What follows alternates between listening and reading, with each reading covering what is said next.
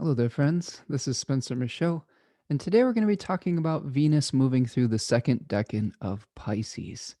So I hope that you're doing well out there and enjoying Pisces season with all of this watery energy that we have going here. We've got quite the stack up in the sign of the fish right now with Venus, Neptune, and the Sun all hanging out together and kind of coming together in a similar area of the zodiac.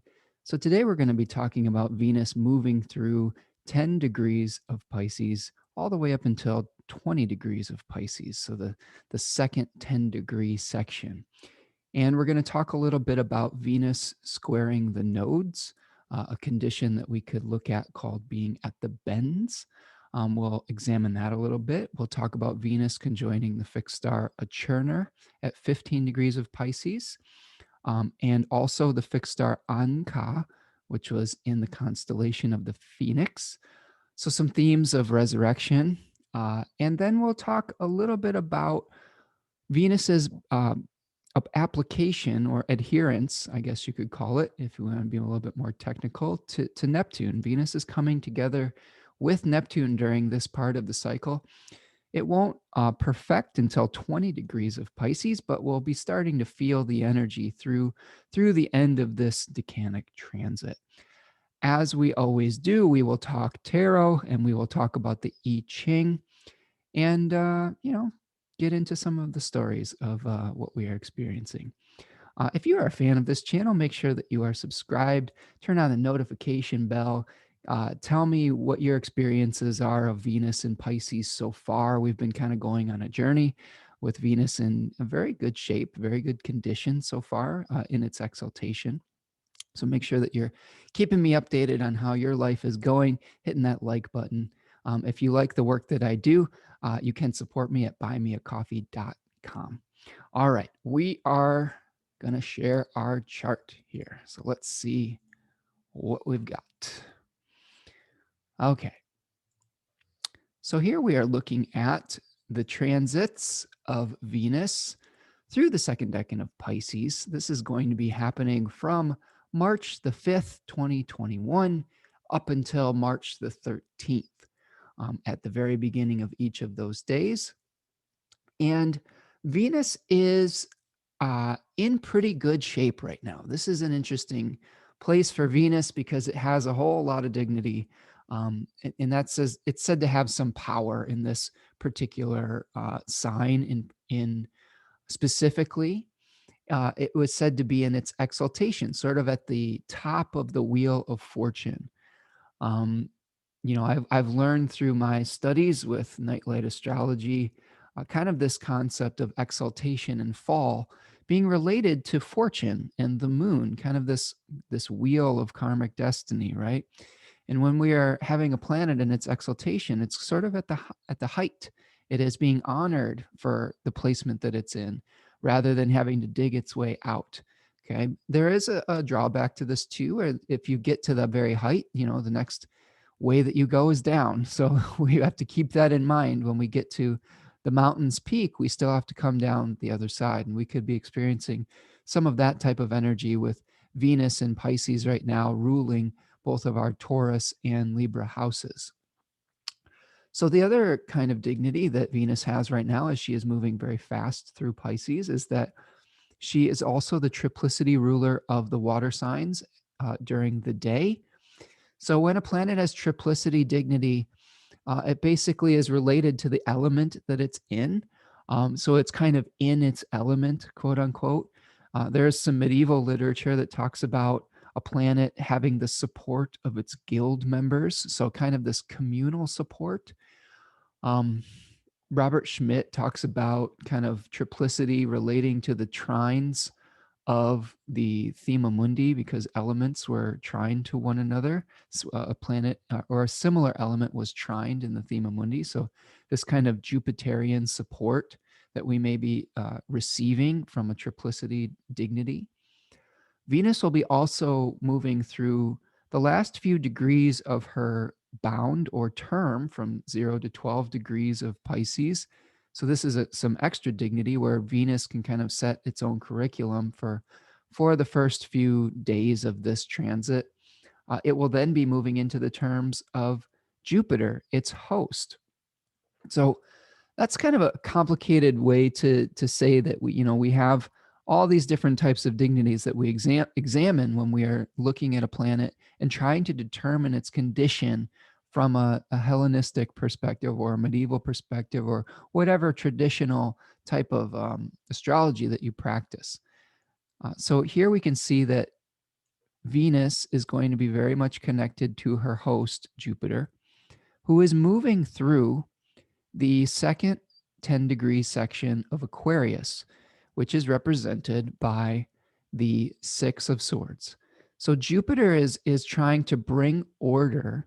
Okay, that's what Jupiter has traditionally done. It is, the demiurge that is creating a kind of a new society, a new order, a new set of rules, a new set of creation, and it is working through this transitory part of Aquarius where we are trying to have communication between our idealism and what is materially possible. And we're trying to move on. This card is all about moving on from the past into the unknown or into the future. So we are using Venus's attractive abilities, its ability to harmonize and bring good fortune, to be able to move on from our past. And there is an aversion relationship between Jupiter and Venus in this position, which means that it's difficult for Venus to see Jupiter. Okay, like when a sign was on either side of a house, that was sort of like a blind spot.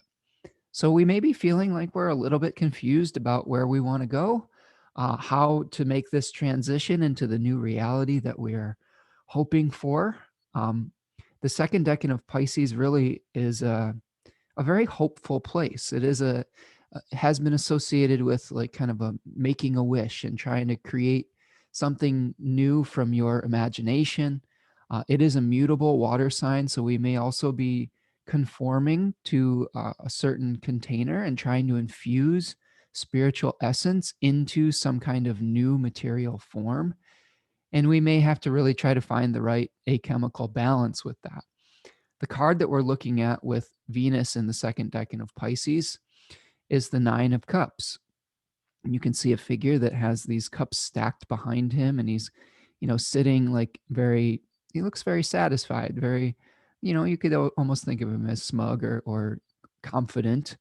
But there is some themes with this in the tarot books that I've been researching, talking about not getting too overly optimistic about your power or about your vision and what is possible, because that could also lead to a downfall. There is the potential for hubris in this, where we may be trying to create something, but we may not be fully, we may not be fully capable of bringing the scope of that vision into reality. And I talked about this quite a bit in my video on with the sun moving through Pisces too. And you can kind of check that out on my channel, because there are themes of sorcerer's apprentices in this decan. It's a very magical place. It is kind of a place where we are, trying to shoot for the moon on some level, or the sun, I guess, in the story of Phaethon, who was the son of Apollo, who tried to drive the chariot of the sun across the sky. Now, here's an interesting correlation. Phaethon was granted a wish by his father Apollo. There were folks that were questioning Phaethon's parentage, his divine parentage. And Phaethon went to Apollo and said, "Am I really your son? Am I really, the son of a god?" And Apollo was like, "Yes, you are my son. And to prove it, I will grant you any wish." Like we have this Make-A-Wish card here. And he's like, "I want to drive your chariot, Dad. I want I want the keys to the car." And poor little Phaethon probably hadn't gone through driver's training or hadn't got his driver's license yet. And his dad was like, "Son, I beg you to reconsider. You don't know how to drive this steel chariot across the sky yet. Maybe it was I don't know. It was a Mustang of some sort or something with a big giant engine that was difficult to control." Um, but you know, he had all sorts of trouble, and Apollo did grant him this wish because he had to keep his oath to prove that he was his father. And you know, Phaethon, you know, created a lot of destruction. He almost lit the world on fire. And Zeus, in all of his grand wisdom and order restoring capabilities, you know, struck poor Phaethon down with a thunderbolt, and you know, caused him to fall from that chariot. Um, and he fell into the Eridanus, the river Eridanus, and drowned. And we have this Venus conjoining this fixed star at 15 degrees of Pisces, Achernar, that is the end of the river, the Eridanus. So the end of a journey, but potentially a journey where we've experienced some crisis. They did associate floods and fire with this fixed star, potentially because of its association with this myth of Phaethon.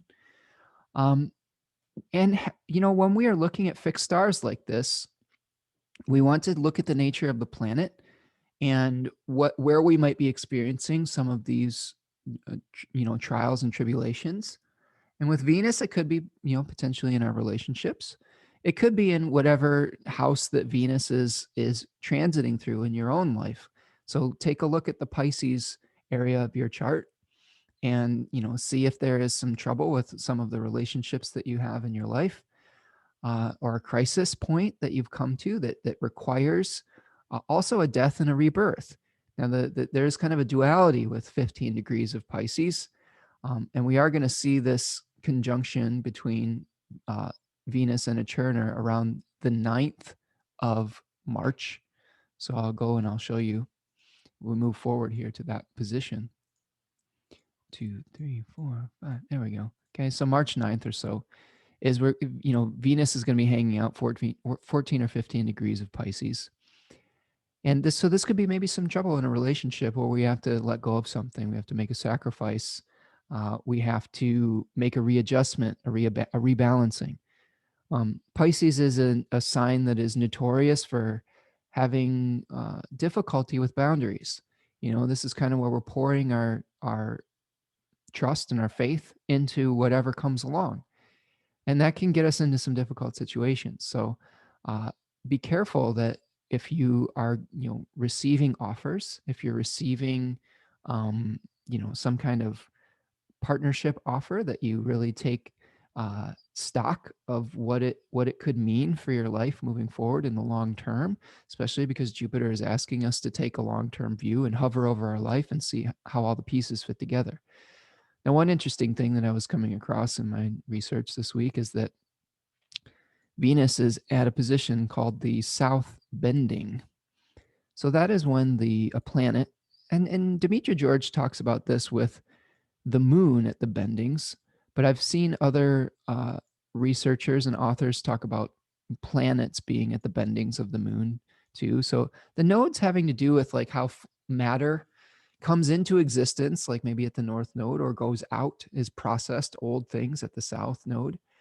And there are some authors through the research I was doing that talk about the uh, Venus at the south bending, which we are seeing here, being sort of the nature of the south node and kind of having some relationship with the south node. And there's some instability with this being a square with kind of, you know, form that is trying to come in and pass out of being. And so there may be some kind of issue that comes up that is Venusian, okay, Venusian in nature, that may be about processing an old experience, that may be about a need to make a sacrifice to the collective.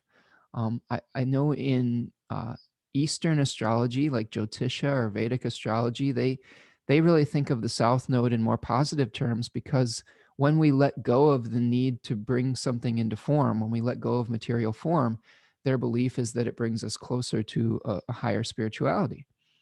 And this may also be a desire that we have right now, especially with Venus making an application to Neptune, where we may want to dissolve into this oceanic divine consciousness, and that may bring us a little bit of an illusion where we, you know, we may be dreaming about something that may not necessarily be possible.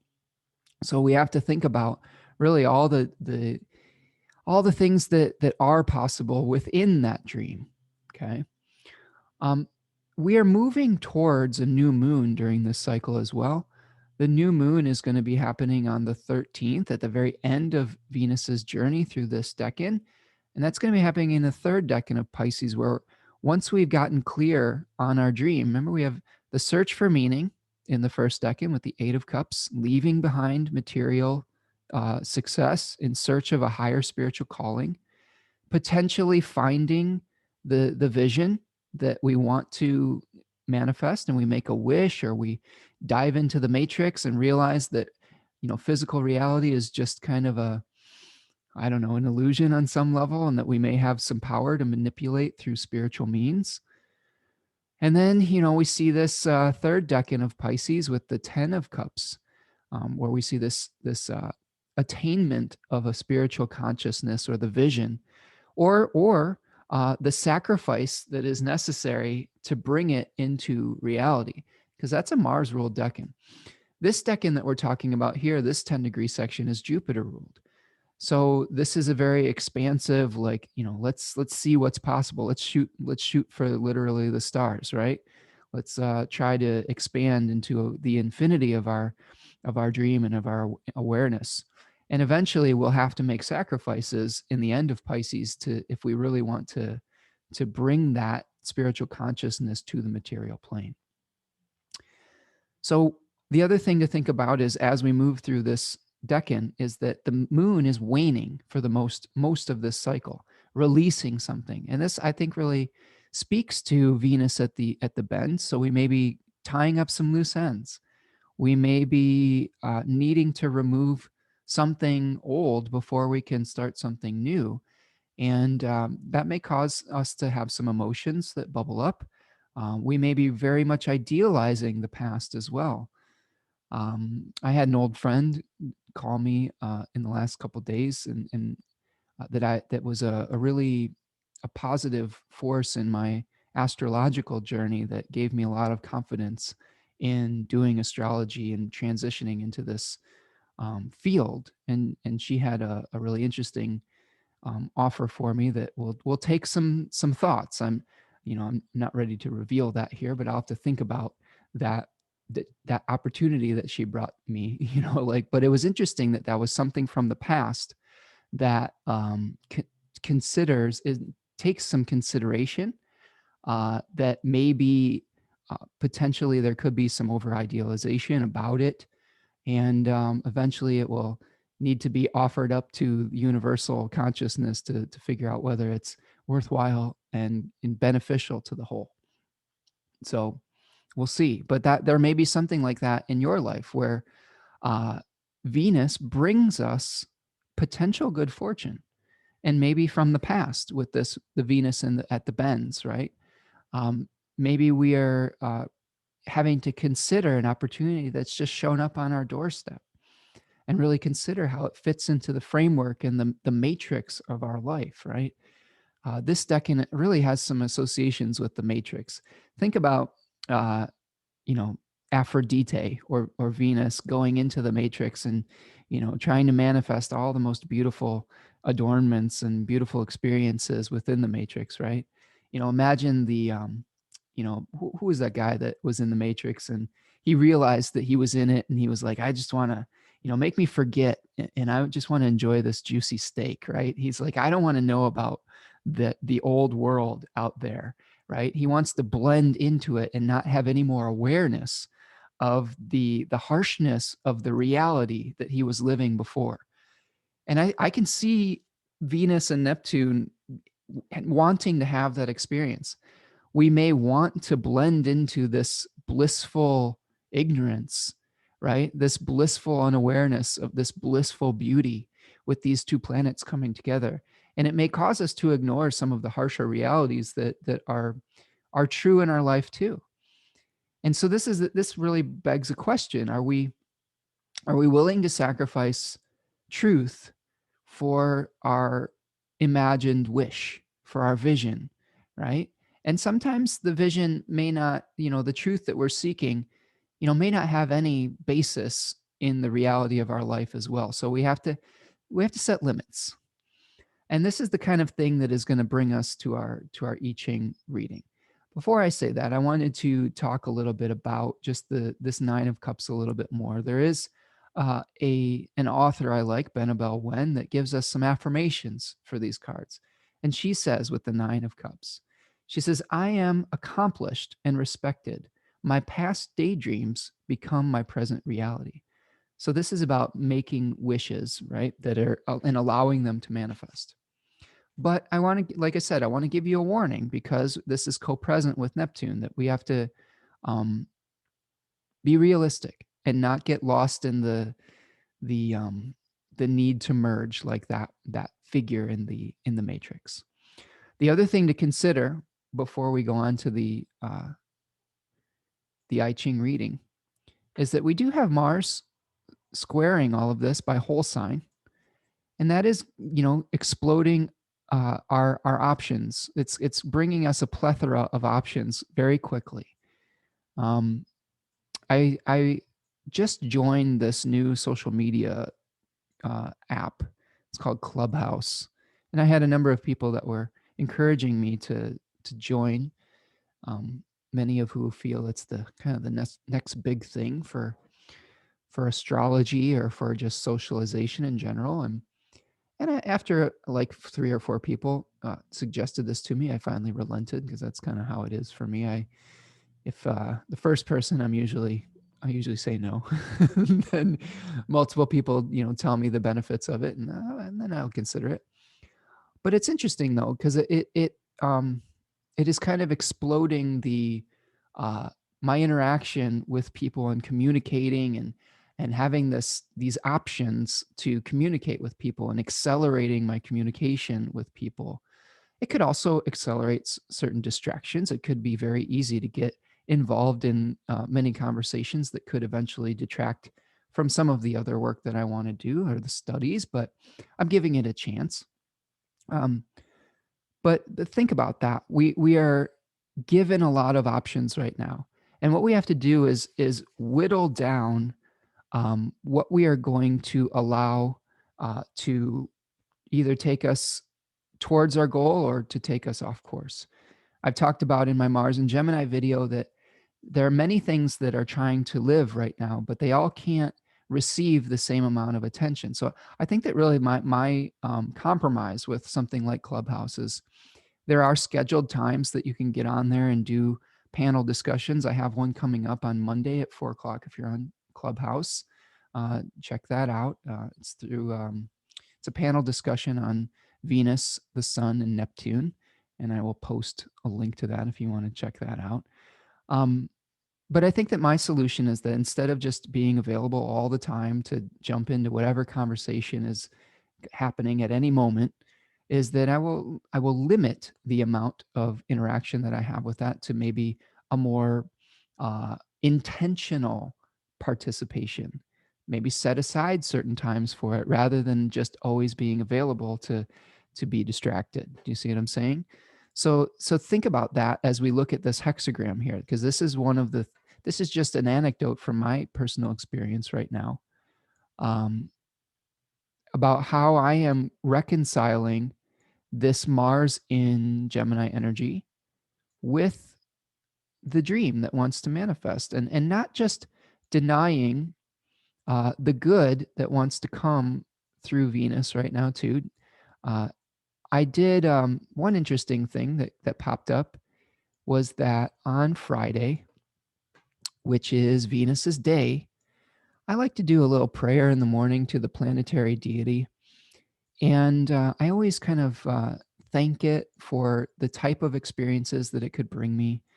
And I was thanking Venus for bringing me opportunities and good fortune and asking her to bring me, some kind of guidance or help. And I actually received a number of calls that day, one including this very nice woman that I'm friends with that was very active on Clubhouse, and she spent a few hours actually with me on the phone explaining the benefits of it. And I took that as a sign. I took that as a sign of Venus trying to bring me good fortune, and I surrendered to that in that moment. Again, I'm explaining some of the compromises that I'm trying to make as far as my willingness to be pulled off of course through that whatever has come to me. So again, in your life, I want you to ask yourself, what good fortune has come to me? Because Venus and Pisces can bring you some like really good stuff. It can bring you, it can help you to manifest your dream. All right. This is something where it may bring you the most beautiful vision, right?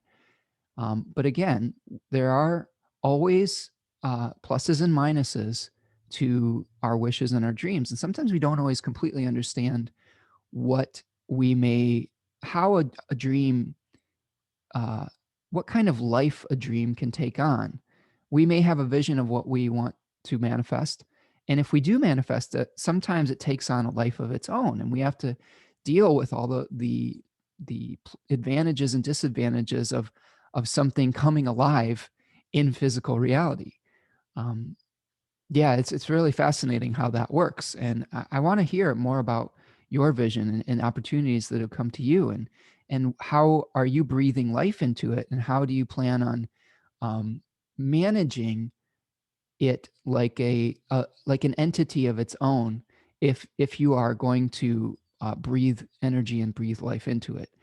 I watched the movie last night because WandaVision is something that is kind of in the zeitgeist, and as a family, before we watched the final episode of WandaVision, we watched The Age of Ultron, the Avengers movie, and in that movie there was Tony Stark and Dr. Bruce Banner had a vision, literally. Like, it's so funny. I'm laughing because I just thinking about how literal the movies that I watch are to these decans that we're talking about. Before I was, thinking about the labyrinth and the labyrinth of Pisces 1. And here, literally, with all this energy moving through Pisces 2, we were watching a movie about the birth of a vision, the literal birth of the Avenger vision. And the story that I want to tell you with that is they had a vision of a being that they thought would bring peace to the planet. They inadvertently, though, created the monster Ultron that had his own agenda. And it started to have its own a life and a purpose of its own, and that was to wipe out the Avengers. It thought that to create peace, it needed to eliminate, uh, the very people that created it. So isn't that fascinating? And through the rebalancing of this energy, through creating another being that could help bring balance to the universe, they created the Avenger vision that maybe had a little bit more of a spiritual consciousness that was more in alignment with the original integrity of the quote unquote vision that Tony Stark and Bruce Banner had from the beginning. So this is one thing that I really want you to consider. If you are trying to bring a dream into reality, be careful that the first iteration of it you could get pulled off track by the conjunction with Neptune, and you may have to make a readjustment to get back in alignment with the original essence of what you were trying to do. And this is just life. This isn't anything that is like you should be like upset about this or like feel like you made a mistake or anything. This is just the way that manifestation works. Sometimes we have some blind spots. We overshoot the mark a little bit, like Phaethon, and we have to bring things back into balance. This is really, I think, the driving force of my worldview is equilibrium. And blame Pluto in Libra or whatever. I'm a Pluto Libra generation, so maybe it's that. Maybe it's my father preaching the value of balance and equilibrium from the time I was very small. It's probably a combination of all those things. Maybe it's the study of Taoism and the I-Ching, and knowing that nature is always trying to maintain some kind of equilibrium.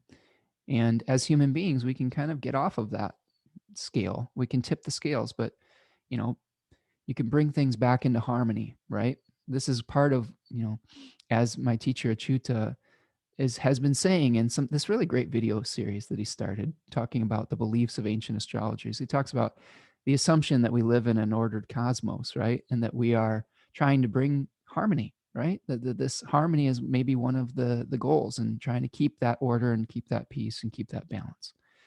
So the I-Ching that I pulled for all of you this week is number 60, which is called measuring, limitations, restraint. These are different words for this.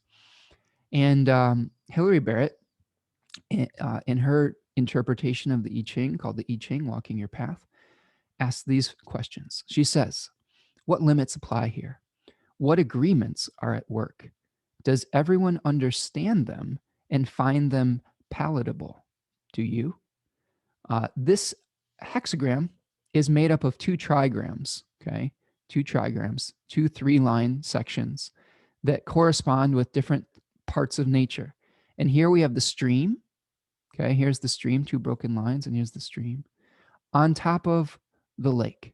So this is about the energy that we're pouring into the dream, right?